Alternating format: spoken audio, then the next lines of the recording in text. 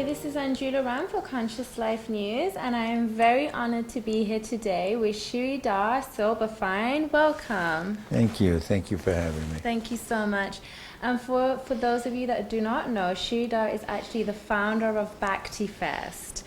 Now, before we get started on the actual festival, could we just start off a little bit about what is Bhakti?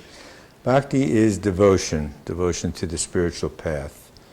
And it comprises bhakti yoga, kirtan yoga, and different aspects of life's journey like that. It's just not one aspect. People think, oh, I'm going to do yoga and then I'm going to get enlightened. It doesn't work that way. Actually, it starts with yoga, and then everybody notices how their physical body changes and how they get more in tune and more quiet, and then they turn around and ask, what else is there? And so they start meditation, and they get deeper into meditation, and they start chanting. Now the chanting aspect, it's called kirtan, K-I-R-T-A-N, but it's the same kind of chanting that goes on in churches and in synagogues and in mosques all over the world. They're all chanting the divine name. So chanting is not really, or when we use the word kirtan to describe it, it transcends religion because it's just about devotion to God, whatever face you may put on that God. Exactly. It's all aspects of religion have a component of music, and kirtan or chanting is one of those components. One of my first teachers, Baba Muktananda, who I was with from 1970 to 1982, and I was a very advanced yogi when I first met him. You know, I would stand on my head for long periods of time and do many, many austerities. And he said, Sridhar, what are you doing? He said, forget about all that stuff. He said, just come in here, sit inside, sit down, close your eyes, and chant the names of God. You don't have to do anything else. I think yoga is the gateway for most people. And then, of course, you start looking at the food that you eat, and you start changing your diet, which is a very big component to the whole aspect of spirituality. Now, I read somewhere that you had said you can chant to God or you can chant to the ego. So could you talk a little bit about that? Well, yeah, that's a good one. I just said that on the stage in the Midwest a couple of weeks ago when we did our Bhakti Fest Midwest in Madison, Wisconsin. We get so many submissions of people that want to play at Bhakti Fest every year. This is our 6th year and our 14th festival. So we get hundreds of submissions every month or two, and people send in their CDs and videos from all over the world, and we listen to everything, you know. And I noticed that there are two kinds of chanters. One is chanting to the ego, which means they get up and they're actually doing a performance, they're doing a stage thing, they're doing what they do. They're chanting to the ego, meaning they want something out of it. And the other ones are chanting to the divine, that they're totally surrendered and they're in the bhav, they're in that mood of the deepening of their being. And so that's the difference. It's all about humility. You know. And could you speak a little bit about what you've learned about humility on your journey, your spiritual journey? Well, I find the basis of everything is humility. You know, it's our egos are running rampant all over the place. You know, our whole day is derived out of an ego. We wake up in the morning and we go to sleep at night, and all day long we're watching our movie. Yeah, it's a good way of putting it. We're producers, we're directors, and we're the actors. But it's our movie. So it's all about us, me. And once we step out of that, we step aside and we say, what can I really do for my fellow man? What can I do for the universe? How can I contribute just a little bit to help the suffering of humanity? Which is, then it goes into humbleness, you know. If you come to me with humility, you know, the sky's the limit. I just bow to you. And that's what you learn. How you learn humility is having a spiritual teacher. Either a guru or a teacher or something like that. You learn humility very quickly. And I was going to ask you, because I think a lot of people are aware of this ego movie that's going on in the day, and they know that on the other side of that somewhere or beneath that is our spiritual center, but it somewhat feels like a battle to overcome that. And so could you talk about maybe the role of having a guru in somebody to lead the way for us to do that? It's always a battle. That's our biggest fear in life. And, our parents we get born through our parents, and they bring us to this bridge. But the guru, our spiritual teacher, takes us across the bridge and shows us everything that our family or our relationships don't, which is the real truth. Because, God bless them, our parents, we're all growing up in the same environment, the same scenarios, the same government, the same political scenarios, the same corporate greed and everything. And everyone's just following along in that place. Nobody's stepping out and saying, okay, I don't want to follow along. I stepped out, and a lot of people are stepping out now, but I stepped out at a very early age. I realized that I'm not going to be a follower. I'm not going to just, I don't even do that now. I have a hard time even waiting on a line. I'm sorry to say, but that's where I get the real humility, when I have to get to the airport and wait online. What was that moment, or what is your memorable moment of making that shift of you were like, you know what, this life, or this ego-driven life, or this, what society dictates, like, I'm not playing it no more? I must say that it happened with alternative medicine, with psychoactive medicine, yeah. And for me, it was psilocybin mushrooms and LSD and things like that. At an early age, I started with that. Similar to Ram Dass's path. We've been friends for 44 years, so we have a lot to commiserate about, because his background is very similar to mine. We grew up with affluent, middle-class Jewish families, which is how you get my last name, Silberfein. And I have a combination of Hindu and Judaism, so I belong to the Hindu tribe. That's where you get Sridhar and Silberfein. So at an early age, I had my first teacher back east, and when I walked into his place and I saw the pictures of the gurus, the great gurus on the wall, I got instant Shaktipat, which is this very powerful experience rising up my back of my spine, my kundalini going to the top of my head, and it was just totally blissful. And I said, wow, is this what they're talking about in all these ancient books over these thousands of years? I want more of that. How do I get more of that? And how I realized how to get more than that is hanging out with people that know more than me, which is a lot of people. So I wound up, every teacher, everybody that came along, Allen Ginsberg, and anybody that I could meet that knew more than I, to give me more insight. And then from teachers, I started hanging out with spiritual masters that came to America, gurus. And people have a connotation about gurus, and they fear gurus because the gurus pretty much have a bad rap, the ones that come to America. They come with a lot of power, and they come with a lot of information and spiritual awareness, but they also come with their own stuff. Everyone has to take a shit at the end of the day. Yeah. Right? So true. So it's interesting now because I'm doing the series of interviews with Ram Dass, the great spiritual, Western spiritual leader. He's the person that brought spirituality to the West, pretty much. His book, Be Here Now, turned on millions of people. So every year I go over to Maui, where he lives, and I do an interview with him, just similar to what we're doing now, a couple hours long. But I show the different aspects and the different sides of a spiritual teacher, because I don't want anyone to be held up in such a light that, they can't do anything. So then when somebody sees them doing something that's not maybe correct, they get devastated, the person, instead of understanding that everybody has their shit to go through. Some of us, it's a little bit less, some of it's a little bit more, but we all have stuff to go through. And this stuff is the same stuff in everybody. It's the same desires and the same ego and the same attachment and the same monies and the same relationships and the same husbands and wives and kids and parents, and everyone's got it. We all got it. This is what it is about living every single day of our lives. I think this might be, like you said, it's a spiritual teacher, a guru, and I think maybe it's when people idolize and think, and almost put it on a pedestal and think that it's not somebody on a human journey as well. They're just more advanced than us. That's right. So that's I think a good way of looking at it is that we can then accept them with their own experiences that they need to and go their own through. phobias and their phobias and stuff like that. We have to take the initiative.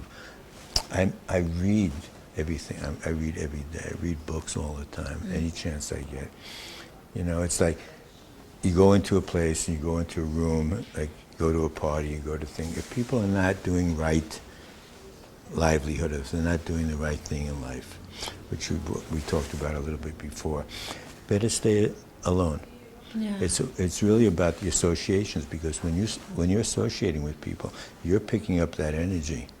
You're trying desperately to do your work and have a clean environment and really do the right things in life and the pure things and things that you can do for other people. But then you're hanging around with all these other people that are not doing that. Yeah. You know, so It's you not can't be good for you. responsible for them, because basically you can't change anybody. And that's the basics of a relationship. I can't change you, and you can't change me. And once we get that understanding, we can become better friends, right? Yeah. Because we're always trying to change each other. We get into a relationship, oh, I don't like the way you do this, you got the toilet seat open, this and that, whatever. It's crazy. It's never going to change. Better off just working on yourself, changing yourself, going deep inside yourself. And then I see all this beautiful light emanating from you. I'm going to want some of that. Yeah. Yeah. Now, this is one of the things that I personally have been going through lately, is having the realization that we are all connected at source and we can love each other, but it doesn't mean we have to engage with everyone in the same fashion. Exactly. So there's almost like having healthy boundaries, and I think it's like the internal intention and energetic and space that you're doing it from. So if I stop talking to you because I'm annoyed or angry with the way you behave, that's very different to me sending you love but knowing it's not for my highest good for me to still be engaging with you. That's right. And then it comes into unconditional love. Unconditional love. It's the most difficult aspect of our lives, because our love for each other, for everybody, is based on conditions. Yeah. If you do this, this, and that, I'm going to love you. But if you do this, this, and that, hold Holding on. it back. And why is that? Because we want something. Yeah. Right? We always want something from each other, no matter what we say to each other. We always say, oh, I don't want anything from you, and I'm happy, I'm fine. But that's not true. What is your intent? What is really your intent behind that? Is it really going towards unconditional love? And let's go. That's the most important thing, is going towards unconditional love. And it's the hardest aspect of the spiritual path, is practicing unconditional love. That's why I love hanging out with Amma, the hugging saint. Yes. She is the embodiment of everybody that I've met in my life. She's the embodiment of unconditional love. No matter what you do or who you are and how many things you come and you do this and she still embraces you and she still loves you. And she says it's all about unconditional. And she's the example of forgiveness. I was about to ask you, could you tie in forgiveness with That's unconditional love? exactly 'Cause where then- it is, because if we can continue to forgive each other, all right, because who's perfect here? Yeah. We're No. not. We're all struggling. It's just that the older we get, the struggles become a little bit less and a little bit less and a little bit less. But they're all the same, as I said before. They just come in, oh, today it's blue jacket or a yellow jacket, you know, this, my hair is this. But it's the same stuff. There's only like a half a dozen things that we're all going through. It's just everybody makes them into a big drama, a big picture, but it's the same stuff. So we need to have compassion and love for each other, because we're all tied into this stuff that we're going through, you know. Funny, I tell you one story. I know we're running out of time, but I used to have a big cosmetic company called Desert Essence. I actually discovered an essential oil called tea tree oil and brought it to the marketplace. And Amma I used to lay out all my products in the bathroom, and she lived in a separate wing of the house that I built for her. She always loved the products, and she never told me she loved them, but her assistant always took the products for her to use and stuff like that. And one night I was driving home from a program with her, and I got to the house and I said, oh, Amma, you know, maybe you'll hold up one of my products and say how wonderful it is. Never, ever touch the product again. Ever. What are you thinking, Sridhar? How can you say something like that? But it's actually, and I think that this is, we're all on our path, but this is that's the beautiful way to teach people That's as well. exactly It's right. not about her shouting at you and telling you off or thinking That's such a right. crazy thought, but it's just, okay, I won't use it anymore. Right, exactly. One night I was driving her about something that was going on in India with one of her swamis, and she was talking at a very loud, quick pace in their language.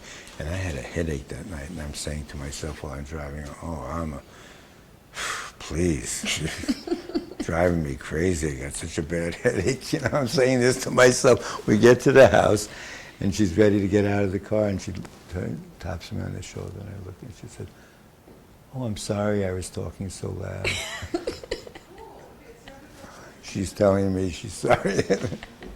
I didn't say a word. Yeah, they know. She knew about what I was talking about. And these are the lessons. This is the stuff that's really juicy and important.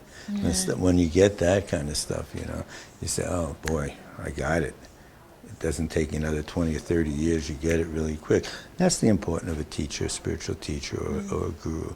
Because they give it to you really quick and you get it and you move along. You don't have to dwell on that thing for the next Try to work it 50 out. years. Yeah. And because there's so many of those things, right? And if you're Work going to it sit out. and working on all those things, that's what you spend your whole life on. Get through, break through, move on. Let's go.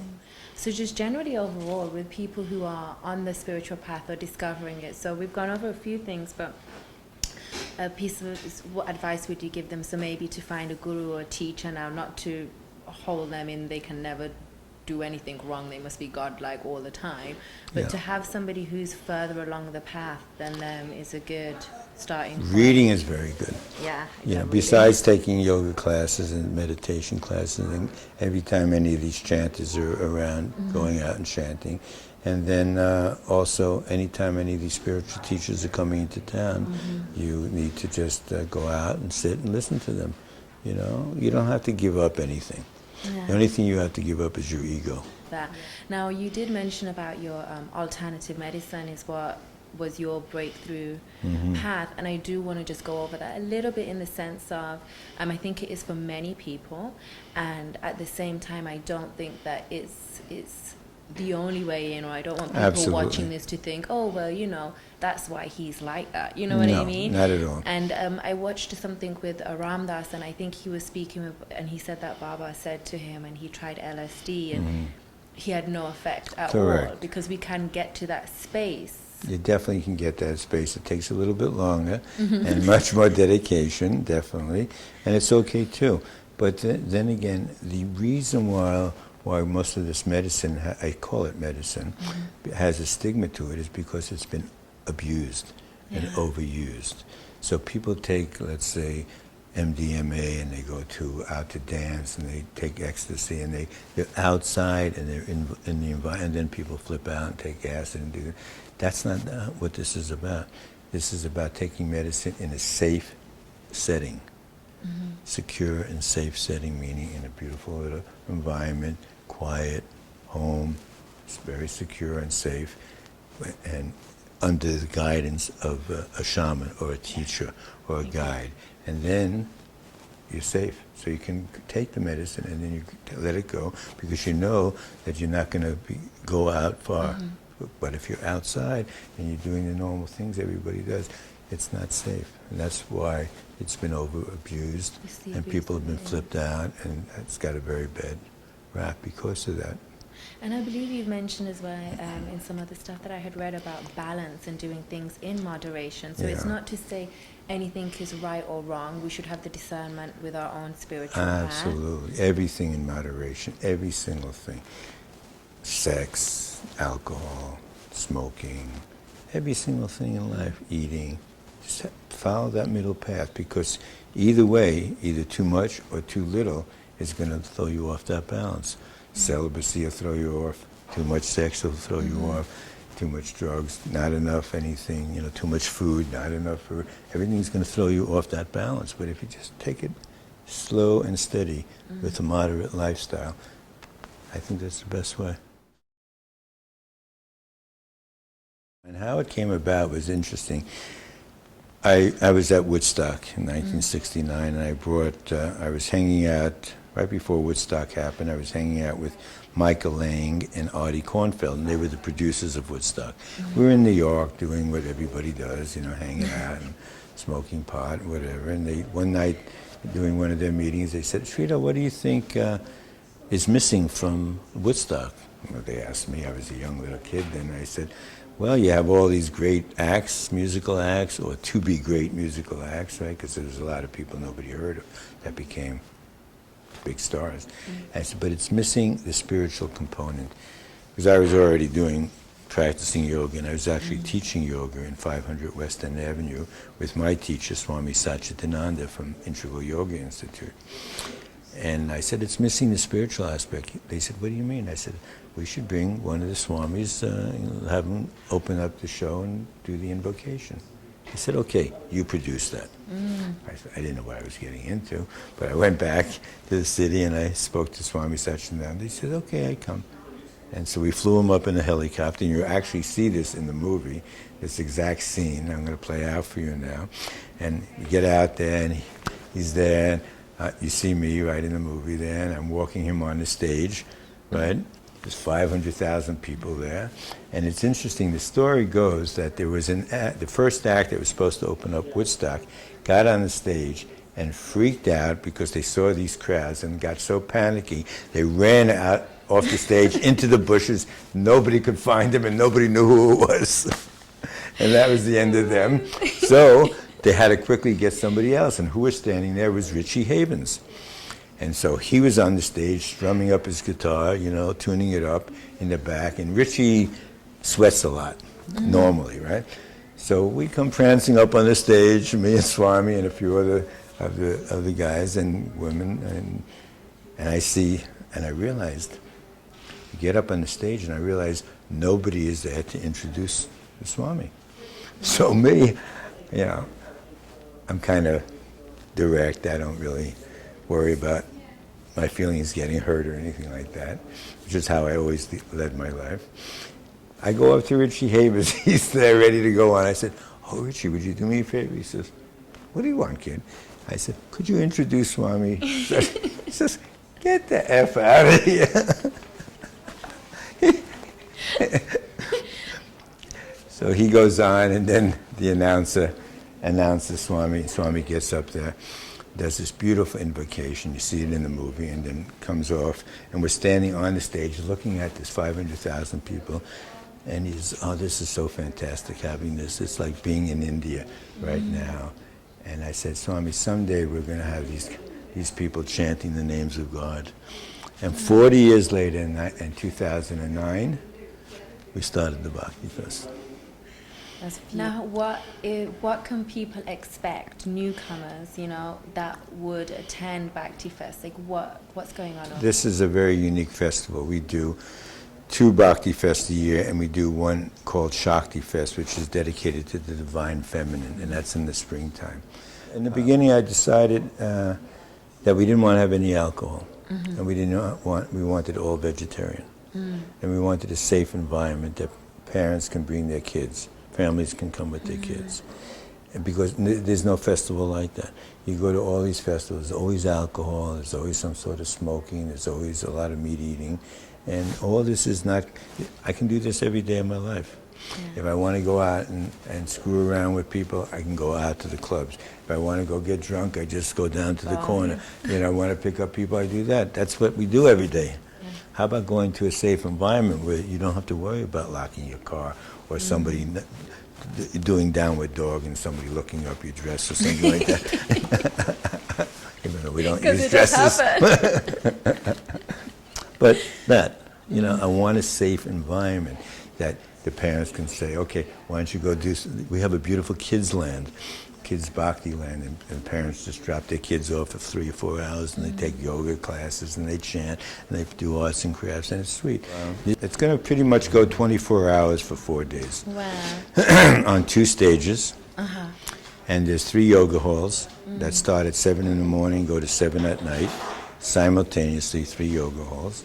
We have 2 workshop halls this year, going from 7 in the morning to 7 at night, with great lectures and workshop by top leaders. We have a breathwork hall, breathwork and sound hall. And we have all women's a tent as well. And no men allowed. We have over 120 vendors of all kinds of beautiful stuff, that they're all vetted, so we make sure that there's nobody coming there and selling things that aren't, not that we believe in, but are not appropriate. We have 10 of the best vegetarian food booths anywhere in the country. We have the best vegetarian food. Everybody says that. We specialize that, and drinks, and sure there's lattes and chais and all that kind of stuff, ice creams, you know. This year we're having a popcorn stand. So altogether, you know, we have 4 days of nonstop. There's always something to do 24 hours a day. Plus the day before is a very famous yoga teacher called Dharma Mitra. He's coming from New York, and he's giving a 4-hour yoga intensive. Oh, wow. And then the day after, on Monday, is Saul David Ray, also one of the top yoga teachers. He is also giving a 4-hour intensive. Nice. This year, now in September, we're introducing a teen workshop. Okay. And this is just for girls, no men allowed in here, 13 to 16. Well, it's interesting this year because we opened it up to more. I've only had kirtan musicians chanting, usually Hindu chants. And this year, I just had a vision around 2 or 3 months ago that I wanted to attract more of the younger people. But how do you do that? You have to get somebody that they listen to, and musical-wise. And I woke up, and 2 days later, I get an email from Matis Yahoo, his manager. I said, Matis Yahoo? I thought someone was inviting me to a Japanese restaurant opening. I didn't know who Matis Yahoo was. So I go up on the internet, I see, oh my God, 12 million views on one of his songs and 8 million views on his smallest viewership was 600,000 on one of his. I said 600,000. You know, I never see more than a couple of thousand people here and there. You know. So I said, okay, I'll call him up. He sent me an email. I don't know. You know. So I call him up. Oh, you know. Then they tell me how much he gets. I said, well, we can't afford to have Matis Yahoo. And then 2 days later, the president of a company called Earth We calls me up and says, oh, I want to become one of your sponsors, and I want to give you some money to get some new musicians. Oh. And I said, okay. I called back Matis Yahoo's manager. We made a deal with him. Wow. And then Philippe, the president of Earth We, said, how about Salif Katir? I said, I don't even know who he is either, but then I looked him up. He's like the golden voice of Mali. He's one of the most famous singers in the world. He's been around forever, and he's like Peter Gabriel's guru, you know, and Mick Jagger and Eric Clapton. All these guys, you know, and if you say Salif is coming to your show, I mean, they travel 10,000 miles to see him. So he said, okay, I'll come too. Interesting time. And we just today, just a couple hours ago, we committed to an inner city yoga meditation program downtown in LA. Oh, brilliant. We're going to go down there in a couple of weeks for a whole day of meditation and yoga. Nice. And we're giving 10 tickets to these inner city kids to come out to Bhakti Fest in September. Oh, that would be as amazing. a donation, yeah. That's amazing. Because it has to go someplace. Yeah. Nothing is changing with anybody. I think we have a vehicle to help people change. I really do. And now this is, you know, I know that you are not somebody who's in a position that needs to do this for your financial gain or for, you know, you don't have to do this basically. You're doing this. This is my service. This is your really, service. It has been since the beginning. Second, we have approximately 5 or 6 charities that we pick out every year. That we donate monies to at the end of the year. And mostly they're centered in India. One is called the Women's Alliance. One is the Seva Foundation, which does the cataract operations. One is Food for Life, Vrindavan. So Food for Life, Vrindavan is, they have a hospital there, they have a orphanage, and we're bringing clean water in there and feeding them and clothing them. It's probably around 80 little girls. Yeah, so we stop there every year with this group. and we play with them for a couple of days and sing and dance with them. It's very lovely. That's beautiful. So it's not just you using Bhakti Fest of service here in the Western world, of bringing that over here, helping there as well. Exactly. So it's like a win-win for everybody. It is, and you just to see the smiles on these kids' faces, and when this year we brought them 25 pounds. We bought 4 boxes of this, 100 pounds of milk substitute. A protein that they add to the milk. So they have cows there, and they get the milk from the cows, and we bought the protein, and they just had a wonderful time drinking it, and they were so appreciative. These tiny little orphans, they don't have parents, or if they do have parents, the parents have nothing, no money. They can't even have any food for themselves, let alone to feed the kids.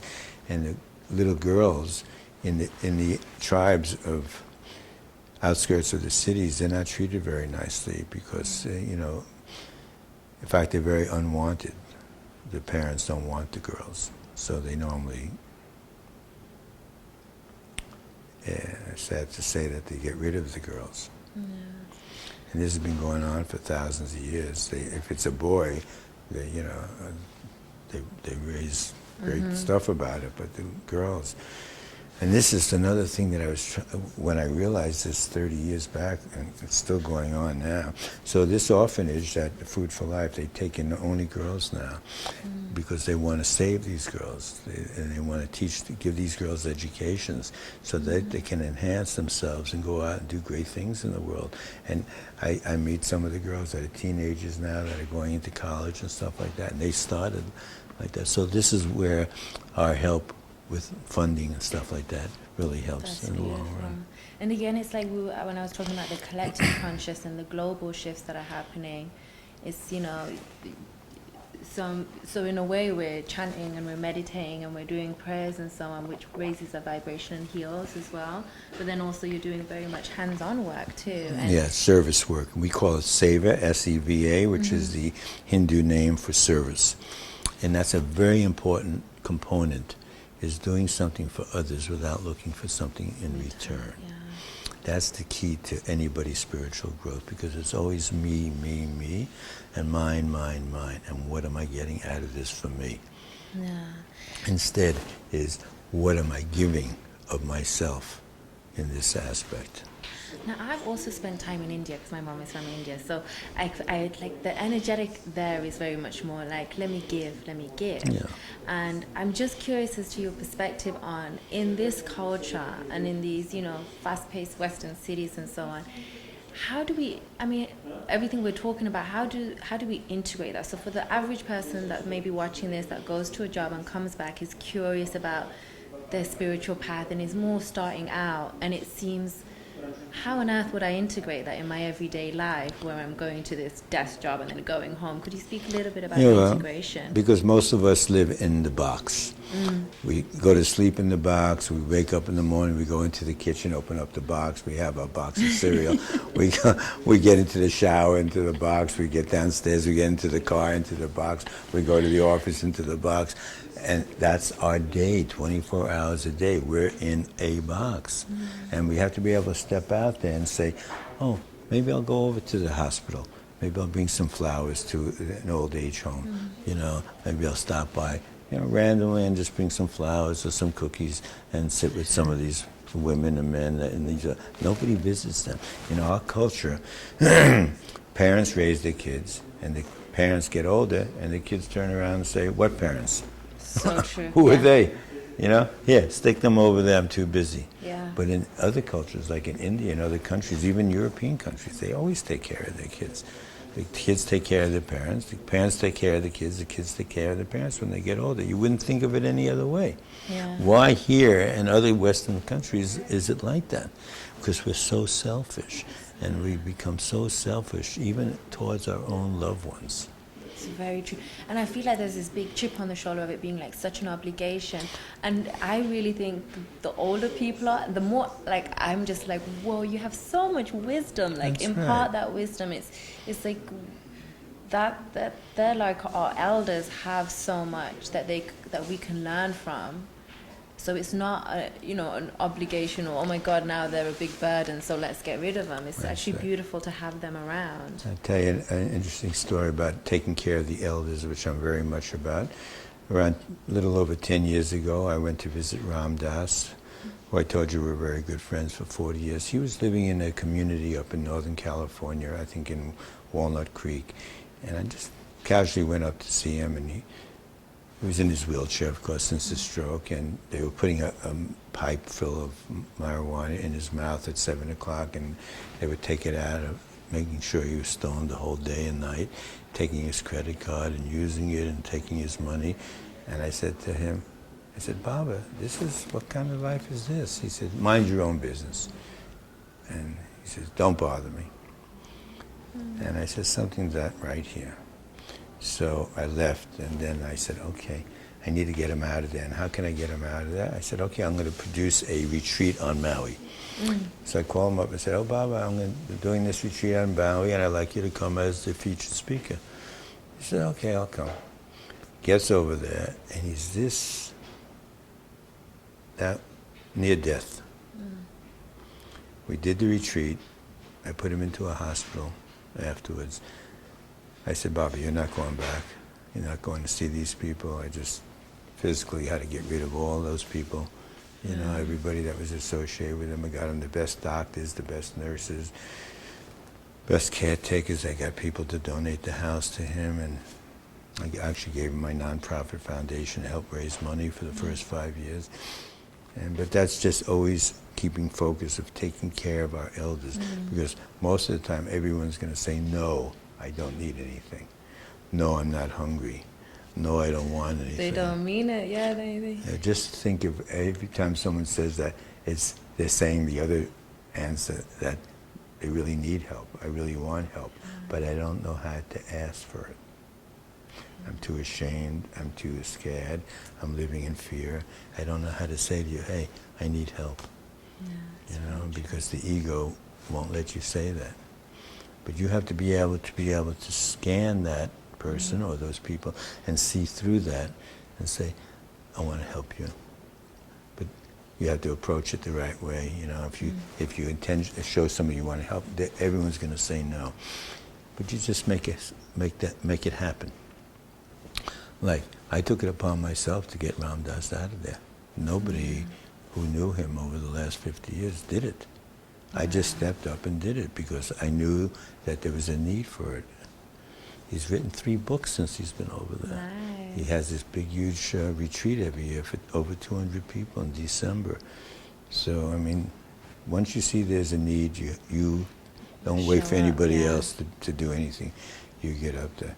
Now you mentioned also all the wars and the GMO and the radiation and so on. So, I often ask people that I interview is what in your perspective is the best thing we can do in these scenarios? Is it, how do you feel about it? Is it a matter of meditating and just sending love? Is it about taking action? Is it about... It's a tough one because it breaks my heart on an everyday basis. I was just in Kauai just 10 days ago, or a week ago, and I felt so tired there. And it was due to the radiation that has come across already from Japan. It's in the water, it's in the air, it's in the clouds, it's in the rain, it's in the food. But they're nobody's telling anybody that because the whole economy would be devastated. Nobody goes to Hawaii anymore. I heard a scientist talk about it recently. He says, after 2015, you can forget about the Hawaiian Islands. Can you imagine somebody saying that? It's if you check the area on the West Coast, it's already radiated. You can't eat any fish anymore from the oceans. It's all full of lead and toxics and mercury. It's educating yourself, and then you decide where you want to go with it. I go to India every year since 1980. It was my first year. I'm in India now 2-3 months a year, every year. We actually take a group in October, November. Every year we take different people, maybe 30 people, for a 2-week journey. It's called the Yatra, Y-A-T-R-A, to India. This year we're going the first 2 weeks in November with Saul David Ray. And we go to very holy temples and ashrams, and the doors are open for us to go. Since I know so many people now, it's really beautiful. I was about to ask you, what are you doing there? So it's almost like a pilgrimage. It's a pilgrimage. Spiritual trip. You go to very sacred places that most Westerners never get to see and never get to experience. And you sit in ancient temples and bathe in ancient rivers and do pujas and homas and fire ceremonies and stay at good places, eat good food. Engaging in that. Could you talk a little bit about the importance of community? We're building spiritual community. I think that's very important, and the way people come together in this environment. And, as I said earlier, they don't have to worry about anything. They don't have to turn around and watch their back. Everybody's eating the same foods, everybody's doing yoga, everybody's chanting and meditating. And people at the end, they don't want to go home. Yeah. They say, I wish Bhakti Fest was all year long. And it is. And how I say to them at the end, I say, just take all this beautiful love and the energy and take it out into the world, and every day try to be as much Bhakti Fest as you can in everything that you do. And I love it. I work hard, but during the festival I don't do any work.